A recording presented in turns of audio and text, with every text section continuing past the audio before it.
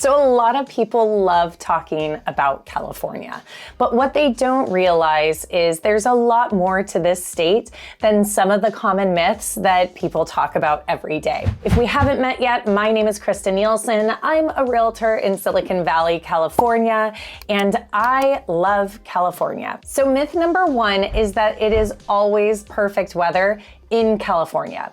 So California is a very large state. It actually spans over 750 miles. It takes 10 hours from Northern California all the way down to Southern California. So with that comes a lot of microclimates. There are absolutely hot and cold parts of California.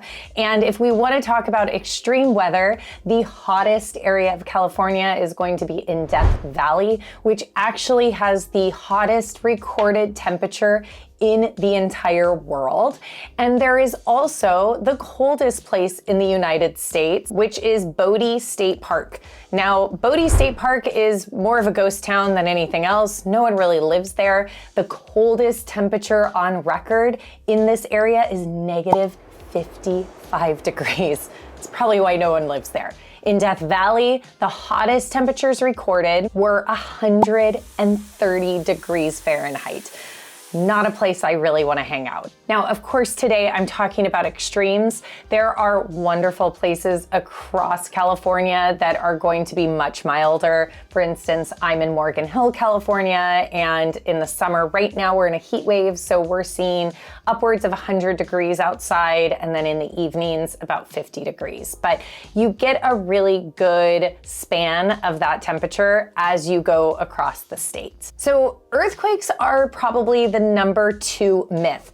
And I wouldn't say that this one is busted because we actually get over 100 earthquakes every single day in California.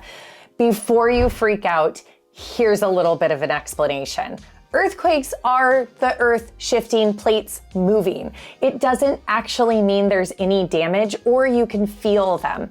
If an earthquake is less than about 3.3 in magnitude, you don't really feel it. It feels like someone maybe jumped up and down really fast and that's it. Sometimes you can hear earthquakes and not feel them. So we're kind of just used to it.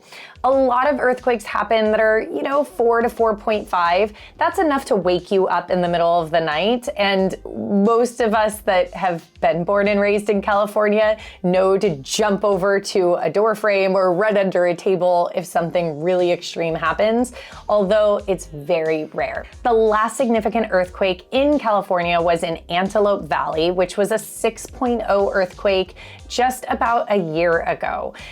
Luckily, it is in a highly forested area. There weren't a lot of people that lived in proximity to it and directly near the fault line.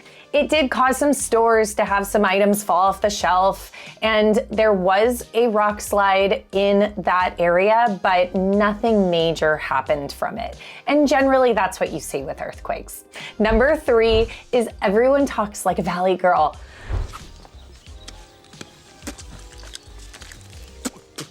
This is the funniest myth to me because I've always lived in California and maybe I do sound like I am from California. It's really hard to know when you've been embedded here for so long, but I definitely don't think I speak like a valley girl. Examples of speaking like a valley girl are saying, "Oh my God," and "like, this is the best place ever." So typically that's not how I speak. However, people do speak like this, and it is more common in Southern California than Northern California because that's where this all began. So there was a movie in 1983 that was actually called Valley Girl, and it was based on San Fernando Valley. So there was a certain segment of women that spoke like this in this movie, and people after that wanted to emulate it a little bit. So it was kind of a trendy thing to speak like a valley girl back in the 80s and maybe early 90s. But generally speaking, we don't speak like that. The 4th myth that I want to mention is traffic is awful in California. So 2 of the biggest things that I hear are people drive terribly in California and traffic is the worst in California.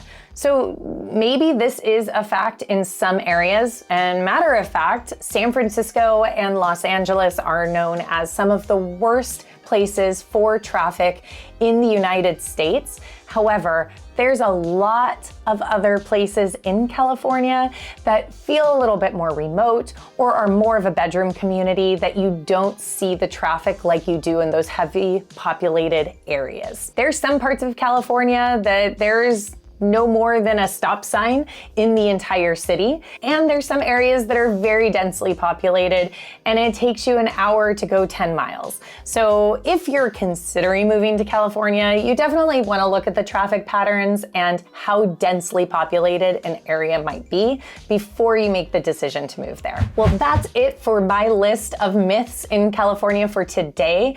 As I mentioned before, my name is Christa Nielsen. I'm a realtor in Silicon Valley. If you want to see more content specific to California and even more specifically to the Bay Area, definitely subscribe to this channel. If you liked this video, give it a like, comment below on what some of the myths are that you know in California.